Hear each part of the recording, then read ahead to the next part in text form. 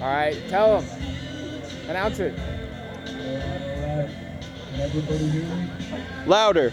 Louder. How's everybody doing tonight? Woo! Just me. Dad, how's the mic? Okay. Can everybody hear me? Alright. George, my brother asked me I'll to grab a chair. do a comedy routine tonight, and I'd like to invite everyone to set up their chair as if this were like a comedy routine kind of deal. As if I were a comedian. How close do you want it? Well, I'll be here. I think that's good. You know, I'll be here. Yeah, that's right. What if I like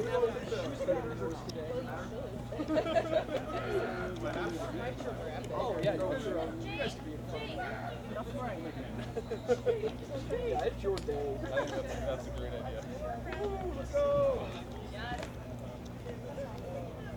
Perfect.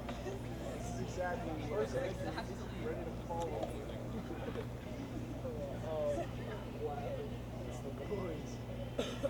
Mic check. Yo, what's good? Can y'all hear me? How's the audio?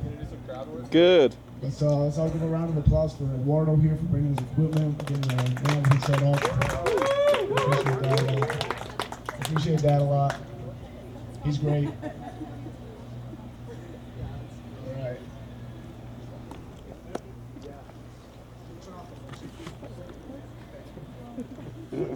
Go, Billy. Oh, I will.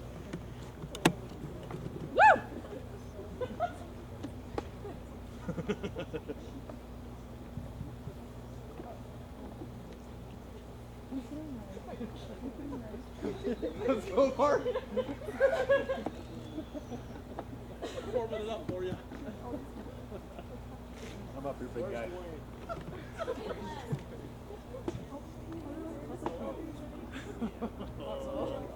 No, we just stopped.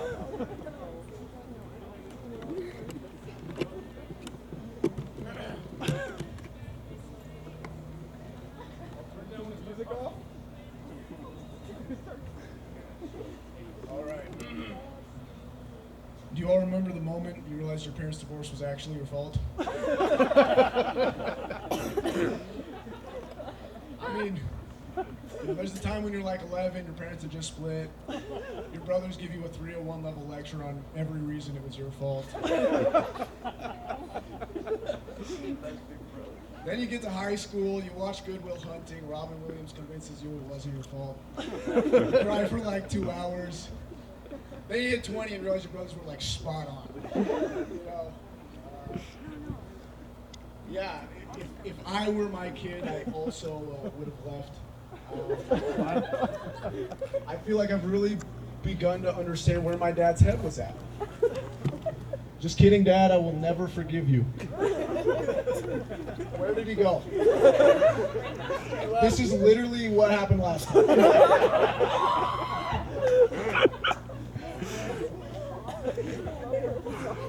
I got a new roommate this semester. While he was getting moved in, his mom kind of pulled us to the side, gave us the rundown. She said, listen, my son has epilepsy. If he starts to have a seizure, whatever you do, do not stick your fingers in his mouth. So there goes plan A.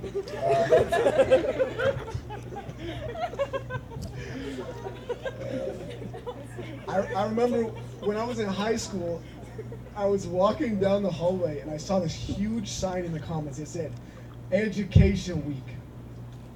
I thought that was the whole idea. I don't know what we've been doing the rest of the year. I don't know. Yeah, high school was pretty crazy for me. For anyone that knew me in high school, while I was preparing for this, George asked me to do a stand-up routine a couple months ago. So I decided to read through my old notebooks that I wrote jokes in high school. And just to give you an idea where I was at high school, I'll read one for you guys. Life, this is a joke from high school that I wrote. Life is like a bad painting. It sucks and I hate it.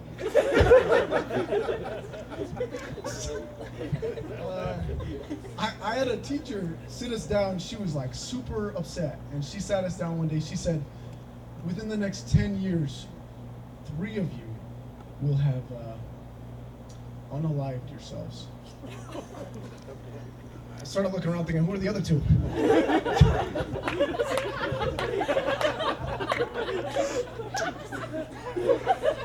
So, okay.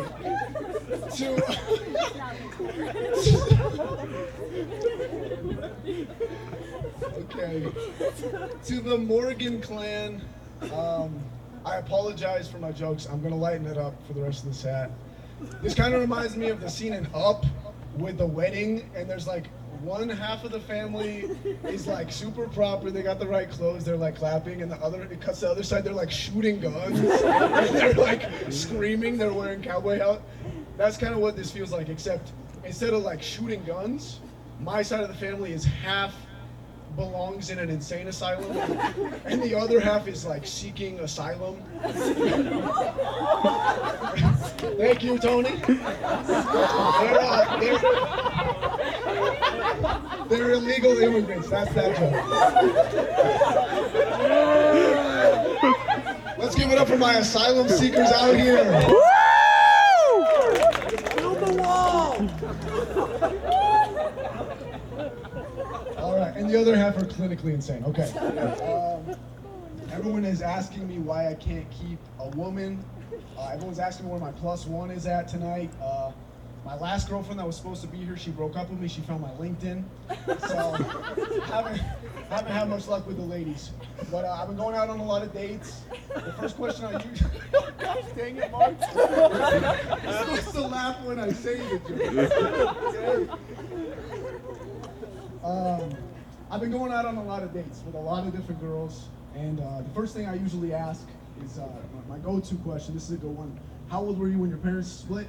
I try to be really open with them.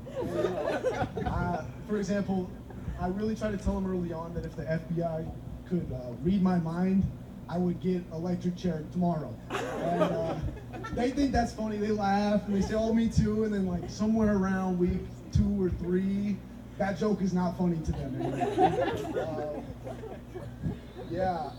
I have a lot of friends that are girls though. Got a lot of friends that are girls. I'm kind of the guy. I'm kind of the guy that she tells you not to worry about. You know what I mean? Except if she was like being truthful and seriously meant it. I'm not the guy to worry about. I recently discovered that the defrost button on the microwave works. I thought it was a stupid test to see if you were dumb enough to put frozen food in the microwave, but I was really desperate one day, it actually works. And my roommate walks in, the epileptic one, and that's not the joke. My epileptic roommate walks in, I say, "Noah, did you know that the defrost button on the microwave works?" He says, "Billy, are you stupid?" And so I turned on my fog machine and strobe light I bought the week before, and he started sticking my fingers in his mouth. Oh, man. All right, well, I'm gonna wrap it up. I really got screwed over here, by the way. They wouldn't let me use a projector, and they wouldn't let me use racist, sexist, homophobic, or terrorist jokes. So you all saw me at a fraction of my power this fine evening. Woo! But even though Greg wouldn't let me use his projector, where's Greg? Not even here. That whole joke was I didn't ask him for his projector. And just because my mother wouldn't let me make sexist, racist, homophobic, terrorist jokes for this evening, that doesn't mean Wendy and Greg aren't winners. That's right. And as a matter of fact, every single person here tonight is a winner. Oh my gosh.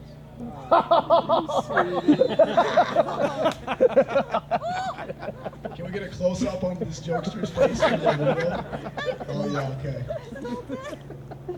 Every single person here is a winner, and you're not just winners, but you're undefeated at the hardest game that there ever was to be played, and that's Russian roulette. And today we're going to change that. Everyone take a look under your seats. You're going to find a loaded revolver. We're going to play some Russian roulette today. All right, that's the the set. I think this went well. I have 3 more jokes that I didn't write that are from my favorite. They're my favorite jokes ever. If you guys would like to hear them before I finish them. All right. Well, that was. I was gonna do it no matter what I heard there. So. All right, here's the first joke. This joke's about 50 years old. It's a classic. I was driving my car the other day and I got behind a garbage truck and I saw a big sign on it with these giant red letters. It said, "Do not follow." Another one of life's simple pleasures ruined by a meddling bureaucracy. Do you remember when you and your brothers would climb into the back of the station wagon with Dad and you'd go follow a garbage truck?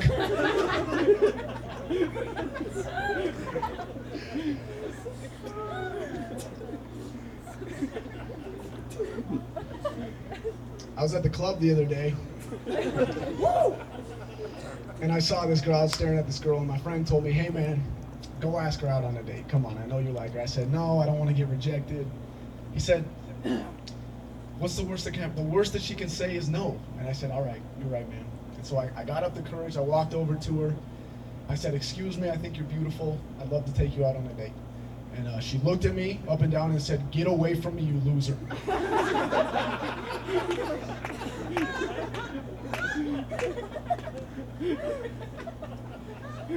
There's a man sitting on a tree stump with a giant pumpkin head. And his friend saw him sitting on the stump and he ran over. He said, "What happened to you? Why do you have a giant pumpkin head?" And the man said, "Oh, you're not going to believe it. I found a lamp and I rubbed it. And a genie came out of it and said, 'For freeing me, I grant you 3 wishes.'" And the friend said, well, what did you wish for?" And the guy said, "Well, first I asked for $100 million, and I got $100 million. And the second thing I wished for was a beautiful wife, a beautiful woman to be my wife.